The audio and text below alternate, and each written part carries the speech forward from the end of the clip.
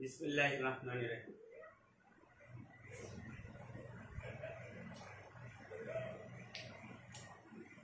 আমি খাচ্ছি পেঁপে, অত্যন্ত মিষ্টি পেঁপে।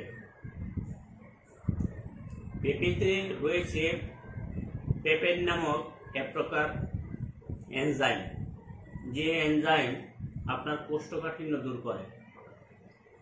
যার অতিরিক্ত কোষ্ঠকাঠিন্য, ডাক্তাররা তাকে পেঁপে খাওয়ার পরামর্শ দিয়ে থাকেন। ক্ষেত্র বিশেষে ডাক্তাররা বলে থাকেন প্রতিদিন একটি করে পেঁপে খান, বাড়ির বাহিরে ডাক্তার তাড়ান। বাংলাদেশ সহ বিশ্বের বিভিন্ন দেশে সব ধরনের ফলের মধ্যে নাম্বার ওয়ানে রয়েছে এই পেঁপে। পেঁপে শুধু কোষ্ঠকাঠিন্য দূর করে না, আপনার চোখের যদি রেটিনার পাওয়ার কম থাকে, জ্যোতি কম থাকে, চোখে যদি কম দেখেন, রাতকানা রোগ থাকে, তাদের জন্য ডাক্তার পেঁপে খাওয়ার পরামর্শ দিয়ে থাকেন। আর ইদানিং প্রত্যেকের ঘরে ঘরেই বিভিন্ন ভাইরাস জ্বর হয়। ভাইরাস জ্বর পরীক্ষা করতে গেলেই দেখা যায় ডেঙ্গু প্রাদুর্ভাব রয়েছে। ডেঙ্গুর মহা ঔষধ হলো এই পেঁপে।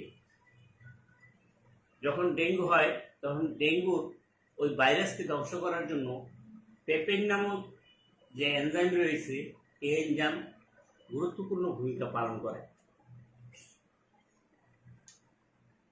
ছোট বড় সবাই পেঁপে খেতে পারে, তবে যারা গর্ভবতী মহিলা তাদের জন্য পেঁপে খাওয়া পুরোপুরি নিষেধ। আপনার যদি খুব কোষ্ঠকাঠিন্য হয় তাহলে সকাল বেলায় কাঁচা পেঁপে খাওয়ার পরামর্শ দিয়ে থাকেন ডাক্তাররা। প্রচুর পরিমাণে গ্যাস হলে সকালে খালি পেটে কাঁচা পেঁপে চিবিয়ে খেলে গ্যাস দূর হয়ে যায়। বাংলাদেশ সহ বিভিন্ন কান্ট্রিতে এই পেঁপের ভূমিকা অপরিসীম। বাংলাদেশে এমন কোনো ফল নেই যে ফল 3 মাসের মধ্যেই গাছে হয়ে যায়। পেঁপে 3 মাসের মধ্যে গাছে ফলবান হয়ে ওঠে।